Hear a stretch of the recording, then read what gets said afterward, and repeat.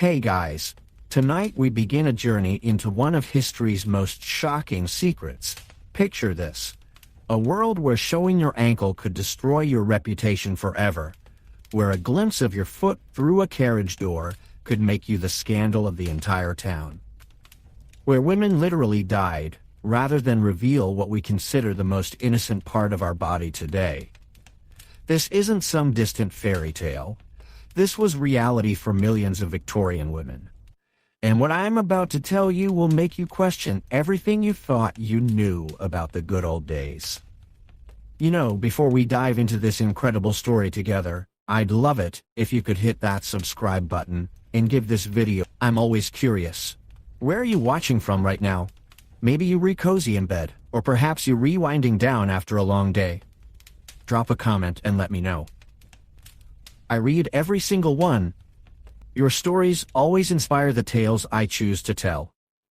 Now, dim those lights, get comfortable, maybe turn on a gentle fan or some soft background noise, and let's step back in time together to uncover one of history's most bizarre obsessions.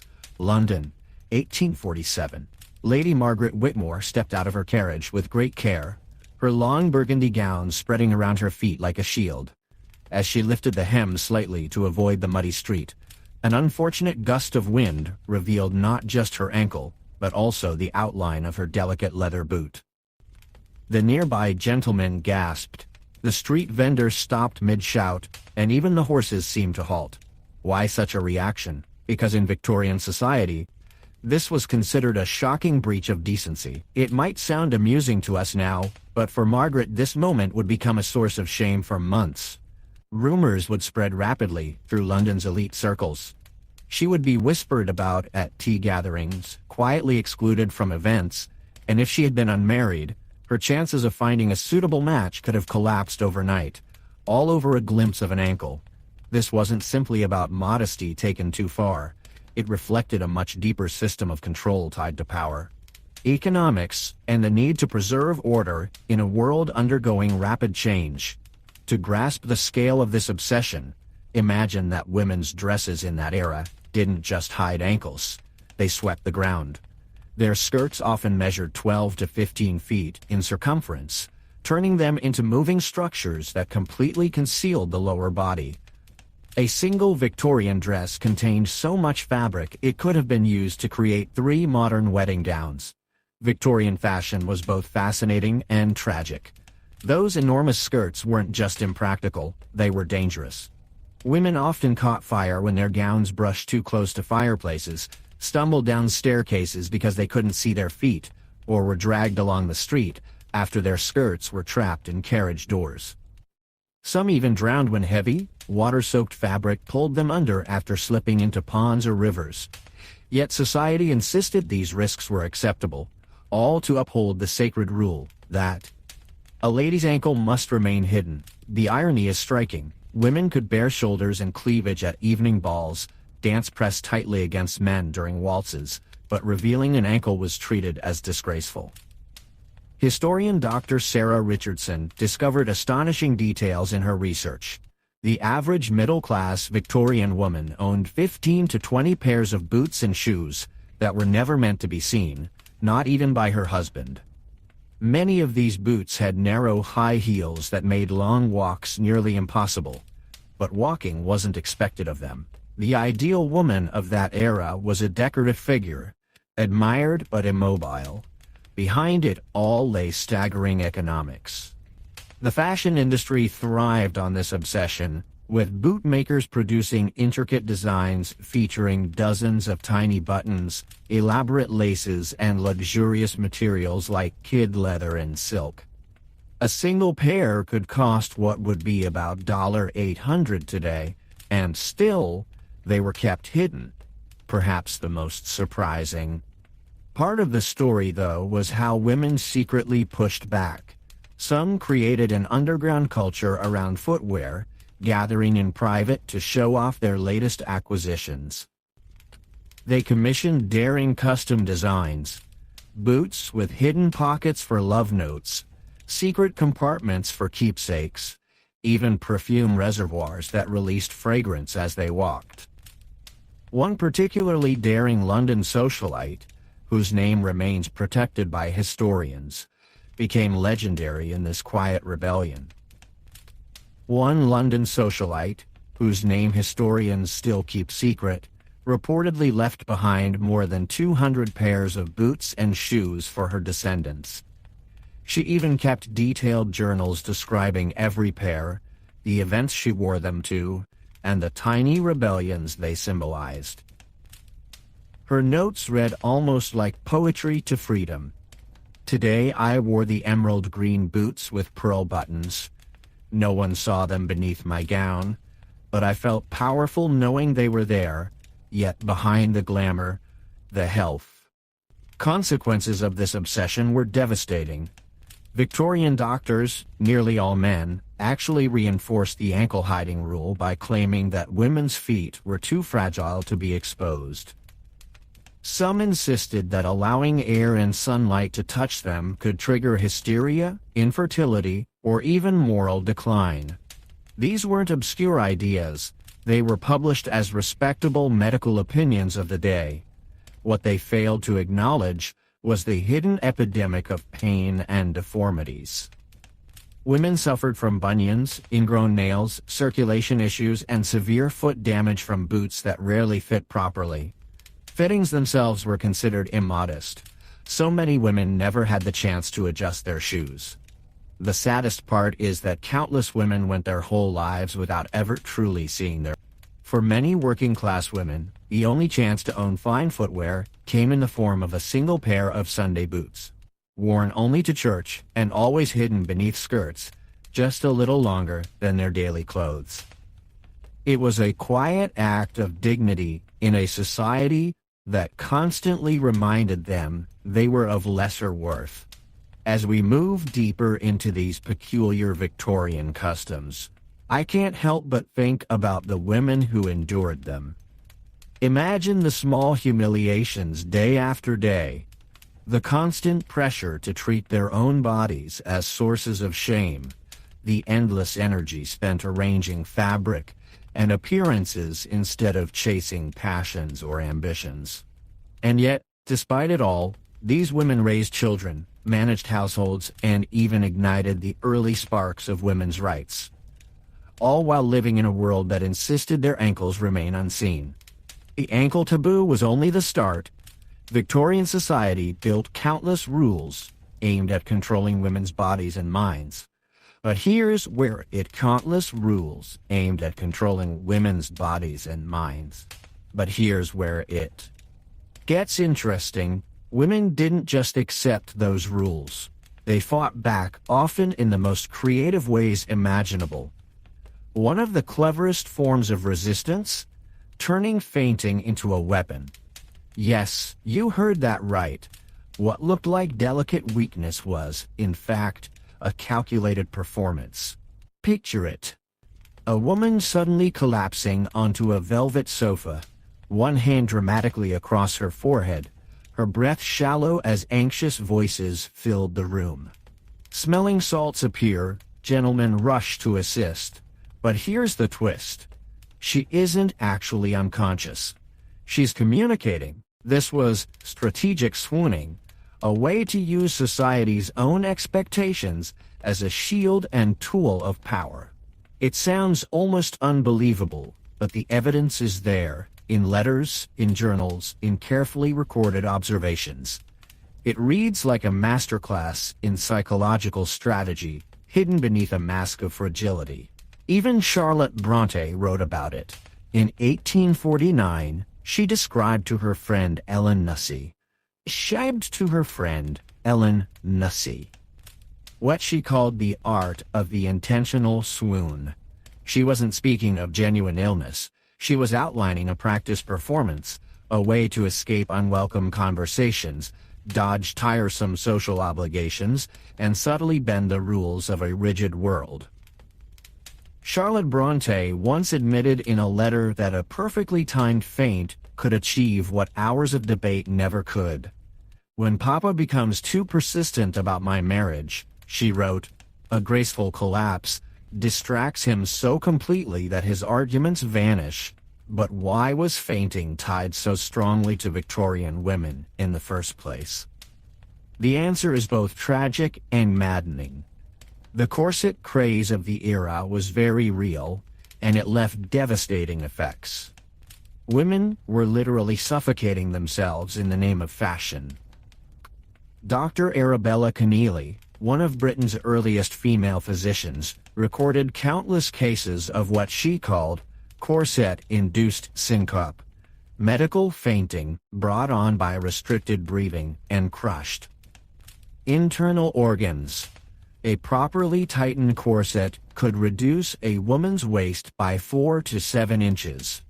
Imagine cinching a belt so tightly around your ribs that every breath felt like a struggle, and doing it not once, but every day, from adolescence until death.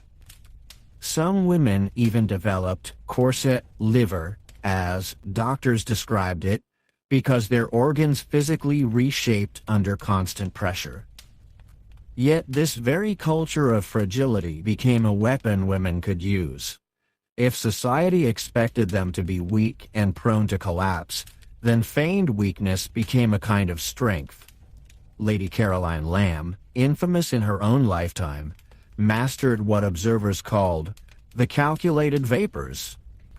According to her maid's private diary, Caroline had an entire set of staged faints for different situations: a gentle swoon to escape dull visits, a theatrical fall to end heated arguments, and what the maid called the emergency collapse, reserved for moments when Caroline needed to erase all discussion. In a room, her act was so convincing that even her husband often believed it, and once she managed to sustain a delicate half-faint state for 3 days straight, just to avoid a political dinner where her outspoken views would have caused trouble. Male-dominated medicine of the time only helped the performance along. Influential figures like Dr. Edward Clark of Harvard argued in respected publications that women's reproductive systems made them unstable and prone to nervous breakdowns. These weren't fringe ideas. They were widely accepted medical claims. And ironically, they gave Victorian women the perfect cover to turn supposed weakness into one of their sharpest tools of influence. Strategic fainting wasn't just performance, it was a language. Each style of swoon carried its own hidden meaning that other women quickly learned to read. In her private letters, Mrs. Isabella Beeton, best known for her books on household management, even described what she called the language of vapors. A sudden collapse during a gathering meant, "Get me out of this conversation." A slow, dramatic decline signaled, "I strongly disagree," and a full faint requiring removal to another room was the ultimate protest. This situation is unacceptable and must stop immediately. The genius of the system was its deniability. A woman could make her disapproval crystal clear, whether about her father's business deal or her husband's social ambitions, yet when she revived, no one challenged her opinions. The discussion always shifted to her health, never her resistance. Some women became masters of the art. There are records of women fainting so convincingly on command that even doctors were fooled during examinations. One London socialite, whose name is still kept hidden by historians, reportedly used well-timed collapses to avoid 3 separate arranged marriages until she finally married the man of her choice. These staged fainting fits had huge economic ripple effects. Families poured money into medical consultations, costly treatments, and extended recovery rituals for women who were often perfectly healthy. The demand for smelling salts skyrocketed, and elegant fainting couches, luxurious curved sofas designed for swooning, became staple pieces in wealthy Victorian homes. But here's the twist: in perfecting their acts, some women unintentionally discovered advanced self-regulation techniques. Modern researchers now believe that certain Victorian women, through mastering breath control and slowing their pulse, stumbled upon methods strikingly similar to meditation practices taught today. Dr. Patricia Vertinsky, a historian of women's health, uncovered records suggesting that women who frequently experienced vapors often lived longer and reported fewer stress-related illnesses than their peers. Her theory? These fainting episodes weren't just drama, they worked as vital pressure release valves in lives where emotional expression and autonomy were severely restricted. Over time, the etiquette around fainting grew so detailed, it bordered on ritual. A lady must never faint in the dirt of a street, that would be improper, nor should she collapse in ways that overburdened her servants. There were right places, right times, and even right styles of fainting. What began as forced fragility had, by necessity, evolved into one of the most sophisticated forms of silent resistance Victorian women ever devised. Victorian fainting was never just about weakness. It became an entire secret language of women. Each style of collapse carried its own hidden meaning. A sudden drop in the middle of a gathering signaled, "Get me out of this talk," while a slow, dramatic swoon meant, "I strongly disagree." A full fall requiring removal to another room declared that the entire situation was unacceptable. This clever code gave women a way to protest their father's business decisions or their husband's social demands without openly challenging authority. The moment they recovered, everyone focused on their fragile health instead of their opinions. Some women mastered this performance so well, they could faint on command and even trick medical exams. One London socialite famously postponed 3 arranged marriages using this trick until she finally married the man she wanted. Families poured fortunes into doctors, medicines, and recovery treatments for women who were perfectly fine. Pharmacies struggled to keep up with demand for smelling salts, and fainting couches became standard furniture in respectable homes. The surprising twist is that many of these women, through mastering breath and pulse control for fainting, stumbled into techniques very similar to modern meditation. Research on Victorian records shows women who fainted often actually lived longer and suffered fewer stress illnesses. In a society where emotions were tightly controlled, swooning worked like a pressure valve. But fainting had strict rules. It had to be graceful, timed, and never in messy or inappropriate places. Young girls learned breathing control, safe falling, and the art of recovery from their mothers. It was survival training disguised as frailty. This practice spread globally. American, French, and German women all added their own versions. Yet in their diaries, many admitted exhaustion, sadness, and the frustration of hiding real thoughts behind staged weakness. They weren't helpless victims, but clever survivors navigating impossible rules with strategy. Still, fainting was only the beginning. The pursuit of beauty was deadlier. In 1862, a factory girl named Matilda Schura became famous for her luminous green-stained hands while crafting fashionable flowers. But she was unknowingly handling pure arsenic. The same pigments used in dresses and cosmetics contained more poison than rat killers. Her hair fell out, her skin peeled. She vomited green bile, and finally she died in agony, literally poisoned by fashion. Yet even after her case became public, society refused to abandon these deadly colors. Women continued painting their faces with lead powders that destroyed their organs, rouge made with mercury that damaged nerves, and lipsticks laced with arsenic for a perfect blush. Manuals even suggested eating chalk, drinking vinegar, or swallowing arsenic pills for pale beauty. Some starved themselves with cotton balls to achieve the thin, ghostly look considered desirable. Doctors of the time admitted they saw more women killed by fashion than by illness. What's most tragic is that women often knew the danger, but the pressure to look proper outweighed fear. They chose slow poisoning over losing social approval, literally. Dressed to death. Many Victorian women knew their cosmetics and clothing were dangerous, but they felt trapped. In a society where appearance determined marriage prospects, social standing, and even survival, beauty wasn't vanity. It was an economic necessity. Mrs. Sarah Ellis, a popular advice writer of 1845, put it bluntly, "A lady must be beautiful, or she must appear beautiful, regardless of the cost to her health or purse." For what is life without the admiration of society? The fashion industry knew exactly what it was doing.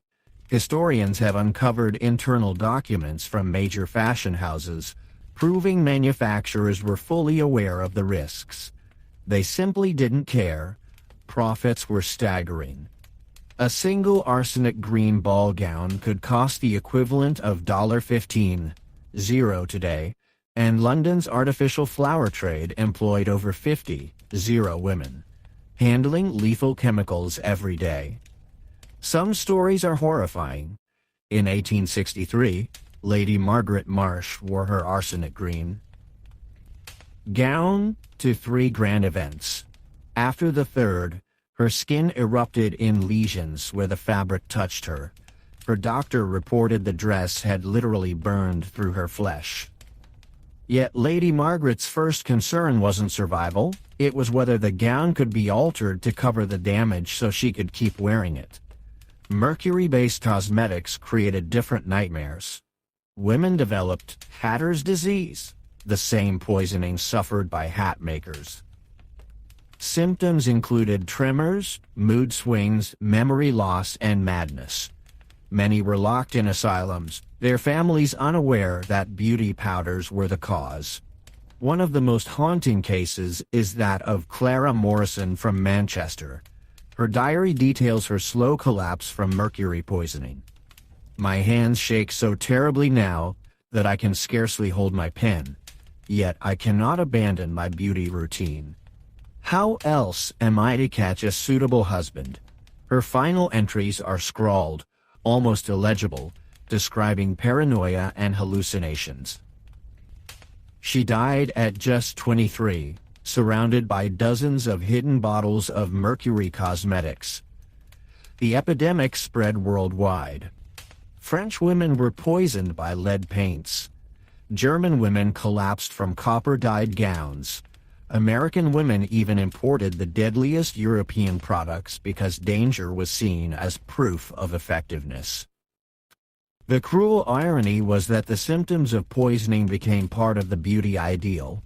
Pale skin from lead poisoning was praised as delicate, red lips from arsenic were admired as natural, trembling hands from mercury were interpreted as feminine sensitivity, and wasting away from toxic diets was applauded as fashionable thinness. Dr. Elena Rathbone, one of the first women to study workplace health, called it the beauty plague. Her 1878 research revealed that women in fashion and cosmetics work lived, on average, to just 28 years old.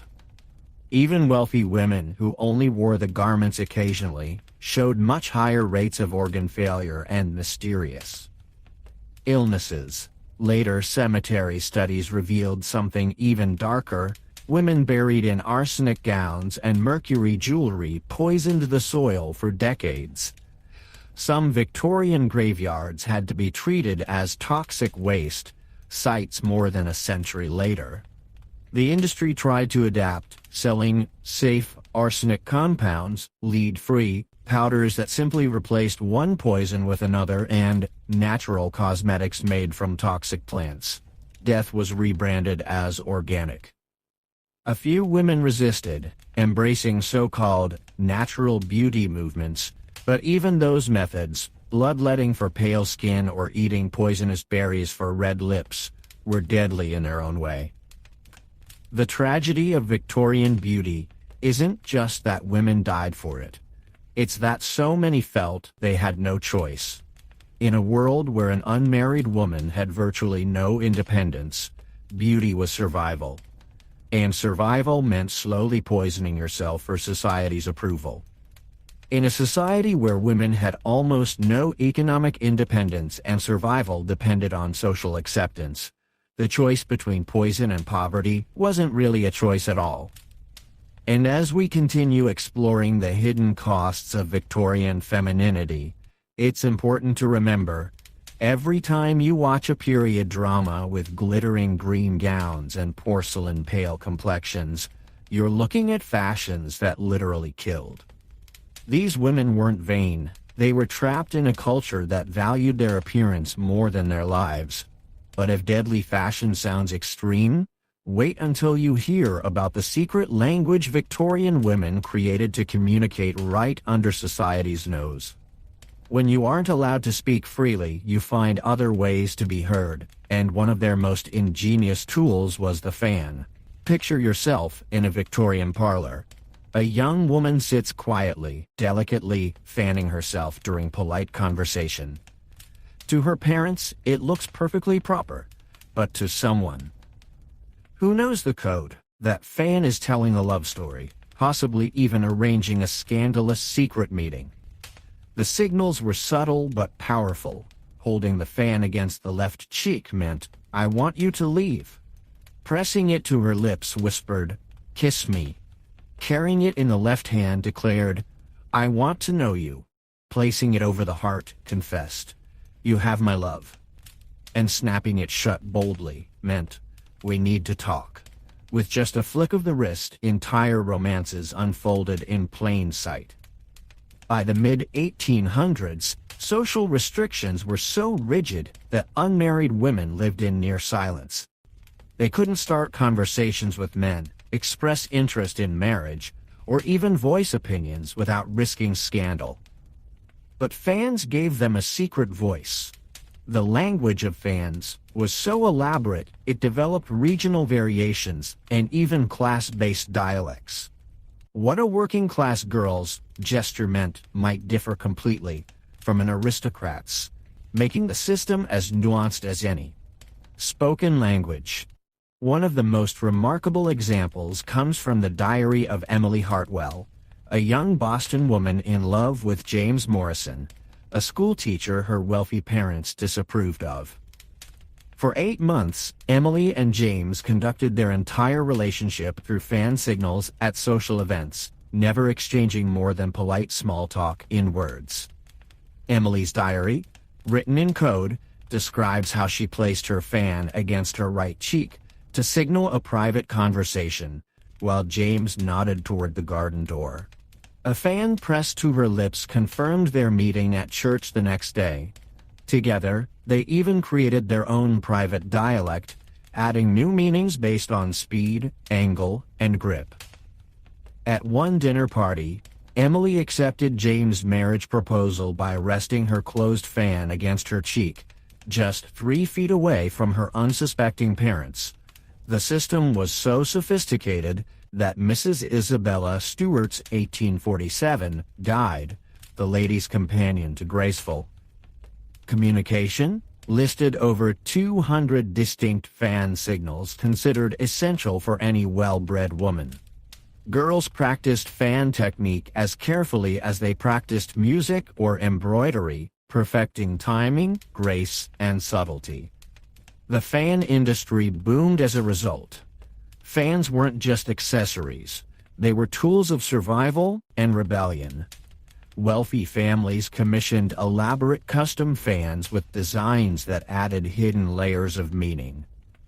One London fan maker, Charles Duvaloy, kept meticulous records of orders for conversation diamonds, tiny gems set in the fan to flash light at key angles, emphasizing certain signals like punctuation marks in a secret sentence.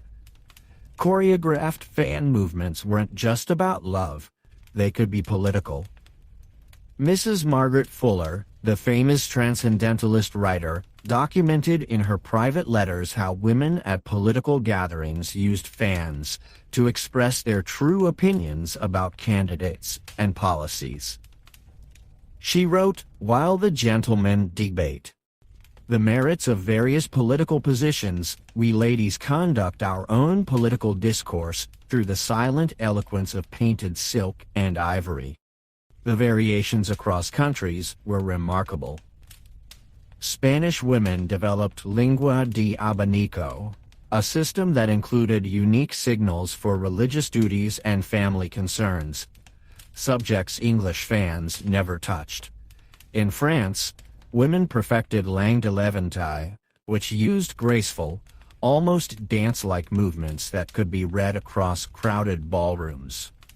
Italian women, ever dramatic, turned the fan into a performance, their sweeping gestures capable of communicating complex emotions, loyalty, jealousy, rivalry, even layered family dynamics.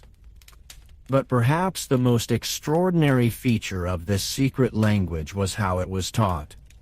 After all, you couldn't exactly ask your mother to teach you how to flirt behind her back. Instead, women built an underground educational network. Older, married women, freed from the strictest rules of maidenly silence, mentored younger girls. They held secret practice sessions. Disguised as afternoon social visits, where fans were opened, closed and angled in rehearsal of entire conversations. Some wealthy families even went so far as to quietly hire overnesses of grace, instructors who specialized in teaching fan language alongside etiquette, posture, and ballroom conduct. Though never officially acknowledged, this training was incredibly advanced. Skilled practitioners could carry out layered conversations while maintaining the outward appearance of demure, obedient daughters. They mastered peripheral vision to catch signals without ever appearing to stare. They learned to read entire exchanges through the quickest glance, messages flying across a room without a single word spoken. Miss Caroline Thompson's letters to her sister describe this preparation in vivid detail. She recalls weeks of practice where she and her peers drilled fan positions until their wrists ached. By the end, they could hold a flawless smile, respond politely to their parents, and, simultaneously, conduct entire whispered dialogues across the parlor with nothing more than the flick of a fan. She wrote in her diary, "I practice daily before my mirror, making sure that my yes signal can never be mistaken for a perhaps." A difference of just 2 inches in fan placement could change the entire meaning of a conversation. That detail shows just how precise and stressful this system was. The psychological effects were immense. Women who mastered fan language described feeling more confident, more intellectually engaged, and more bonded with other women. It wasn't just about flirting or politeness, it created a sisterhood, a secret network of power in a world where they officially had none. But the same system also produced crushing pressure. A single mistake, a fan dropped too quickly, a signal misread, could result in public embarrassment, social exile, or even a ruined romantic prospect. Some young women developed intense anxiety over these tiny gestures, proof of just how high the stakes really were. And the truth is, this wasn't some shallow game. It was a genuine language.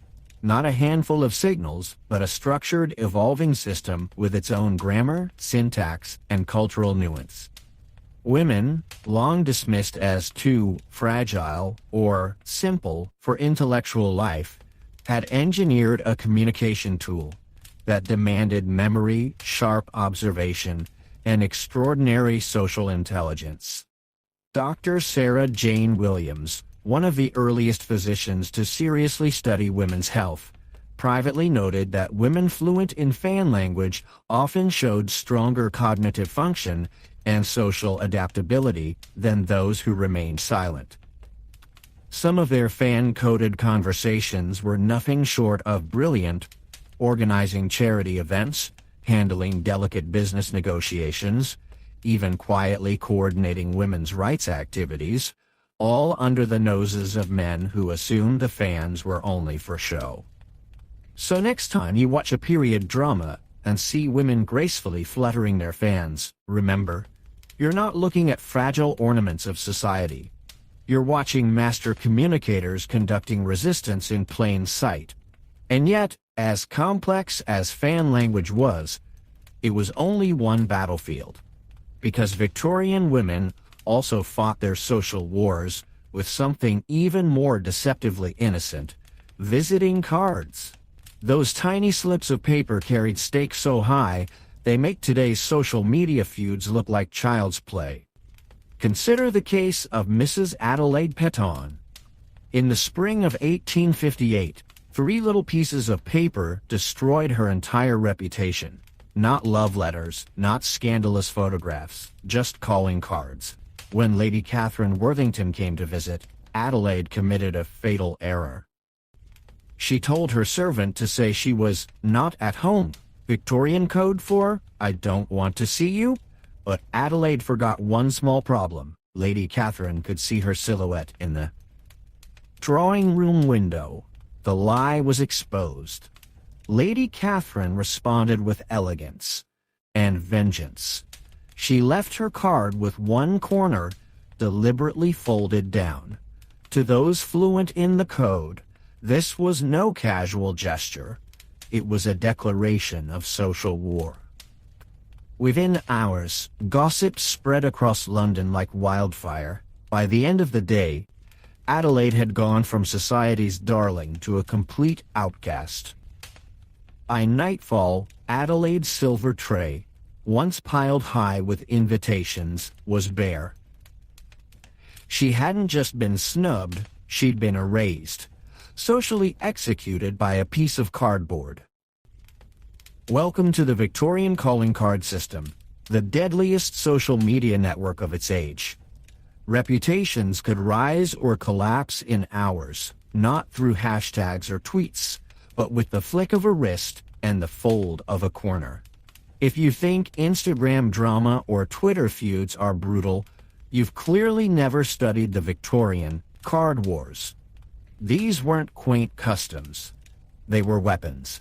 Precision tools of social sabotage wielded mostly by women who turned etiquette into psychological warfare.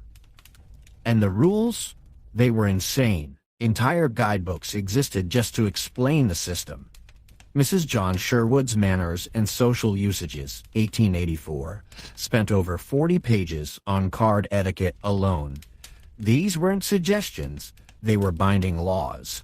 Break one, and you could be cast out of society faster than you can. Delete a tweet. Every proper lady carried multiple sets of cards. Formal ones for official visits, smaller ones for close friends, mourning cards edged in black, even seasonal designs. The thickness of the paper, the font style, the quality of the print, each detail shouted your rank before you said a single word. But the real minefield wasn't the design. It was the use. A folded corner, a card left with a servant, the angle of placement on a silver tray. Each carried coded meanings that everyone was expected to understand. Mrs. Josephine Post, grandmother of etiquette Queen Emily Post, kept what she called campaign logs of card exchanges. Reading them feels less like gossip and more like military intelligence reports. Take the infamous Battle of Beacon Hill in Boston. 3 wealthy families, Harrison, Lodge, and Cat, spiraled into a full-blown reputation war through nothing more than paper stock choices and corner folds. What started with Mrs. Harrison giving slightly better cardstock to one family than another escalated into a chain of retaliations so vicious that, within weeks, all 3 families were frozen out of Boston society entirely. Newspapers at the time dubbed it ungenteel card combat. And this wasn't just social theater. The strategies were breathtaking. Women used cards to cut rivals, strengthen alliances, and negotiate social power. Miss Constance Whitney even described her card maneuvers in a letter like a military plan.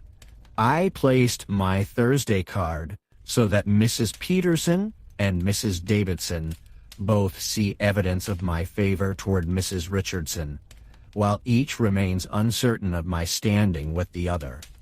This will secure me an invitation to Newport. That's not tea, that's chess. The economic stakes were enormous. Families spent fortunes on luxury cards, hand-painted, gold-embossed, even embedded with flowers or silk samples. London stationers like Frederick Warre and Company raked in what would be today's equivalent of thousands of dollars per family every year just for cards and accessories. There were silver trays, velvet albums, even furniture built specifically for displaying them. But the darkest part, calling cards were a weapon of exclusion. A coordinated withdrawal of visits could destroy someone's place in society overnight. No feuds, no scandal, just silence. Mrs. Ward McAllister, the self-appointed Queen of New York society, perfected what historians later called calling card assassination. Her method was subtle: trap someone into violating protocol, then spread the word. One of her most brutal victims was Mrs. Rebecca Hartwell, a wealthy widow. McAllister engineered multiple conflicting invitations so Rebecca couldn't possibly manage her calls correctly. When she failed to appear where expected, the slight was read as arrogance. Within a month, she was completely blacklisted from New York society, forced to abandon the city altogether. And the risk wasn't just local. Cross-cultural blunders made it worse. Americans in Europe often botched the strict continental rules, earning a reputation for being provincial. European visitors in America, meanwhile, were sometimes seen as pretentious because of their elaborate traditions. Alice James, sister of writer Henry James, noted how these misunderstandings ruined entire seasons of social networking. So yes, Instagram beefs and Twitter pile-ons are messy. But in Victorian high society, a folded corner on a piece of paper could ruin your life. When Adelaide lost her place in society over folded paper, it seemed cruel. But nothing compared to what came next, because in Victorian England, even death was weaponized. When Prince Albert died in 1861, Queen Victoria didn't just bury her husband. She buried an empire under black cloth. For the next 40 years, mourning wasn't a personal journey. It was a performance, and women carried the heaviest burden. Meet Catherine Morrison, a widow from Edinburgh. After her husband's death in 1863, she followed every rule, 2 years and 6 months in suffocating black crepe. Another year and a half mourning gray, mirrors covered, furniture draped, veil so thick she could barely breathe. By the end of 4 years, Catherine wasn't just mourning her husband, she was mourning herself. Her children barely recognized her, her health collapsed, and when the veil finally lifted, she had forgotten how to feel joy. This wasn't grief. It was imprisonment. The rules were brutal. A widow, 2.5 years in black. A mother losing a child, often a lifetime. 6 months for a grandparent. 3 months for an uncle or aunt. 6 weeks for a cousin. Every relationship had a schedule, and every schedule had consequences. Smile too soon, wear the wrong shade, laugh at the wrong time. Society would crush you. Mrs. Margaret Sinclair learned that the hard way. After 8 months of mourning her infant daughter, she was seen smiling at her surviving child in a park. One neighbor reported her inappropriate cheerfulness. Within weeks, Margaret was shunned from church, excluded from gatherings, treated as if she'd betrayed her own dead child. And it wasn't just rules, it was business. Mourning became an industry. Shops like Peter Robinson's sold entire wardrobes of grief, black veils, handkerchiefs, even jewelry woven from the hair of the deceased. Families bankrupted themselves trying to display sorrow properly, because in Victorian England, mourning wasn't about healing, it was about status. And the cruel irony? For many women, the mourning period outlasted their marriage. To love one child while mourning another, that was the cruel paradox Victorian women lived through. The rules of grief didn't just break hearts, they broke minds. In 1867, psychiatrist Dr. Henry Maudsley described a condition he called prescribed melancholia. These were women who weren't depressed because of their loss, but because society demanded they act depressed for years. He treated patients who had forgotten how to smile even when their official mourning was over. Some became trapped in a cycle he chillingly named mourning addiction, unable to let go, clinging to the sympathy and status that grief provided. Yet within this darkness, a few women found opportunity. Mourning, ironically, gave them freedoms they never had before. Extended black-clad seclusion allowed them to avoid unwanted suitors, escape social duties, and secretly pursue forbidden interests. Take Miss Caroline Hampton. Her private papers, uncovered in the 1990s, reveal how she turned her mother's death into what she called a socially acceptable rebellion. Freed from balls and matchmaking dinners, she spent her mourning years reading and writing, intellectual pursuits her family once dismissed as improper. Beneath her genuine sorrow, Caroline admitted to feeling a dangerous relief. In mourning, she was finally free to live for herself. And this wasn't just culture, it was commerce. Mourning became an international industry. Paris produced the most coveted black crepe. German workshops crafted elaborate mourning jewelry. In America, photographers turned death into an art form. Families commissioned portraits of the dead so lifelike that guests often couldn't tell if the subject was alive. Photographers perfected the eerie technique of propping bodies into lifelike poses, sometimes arranging them alongside living collages, sometimes arranging them alongside living relatives. The result? Haunting family portraits where life and death blurred into a single frozen smile.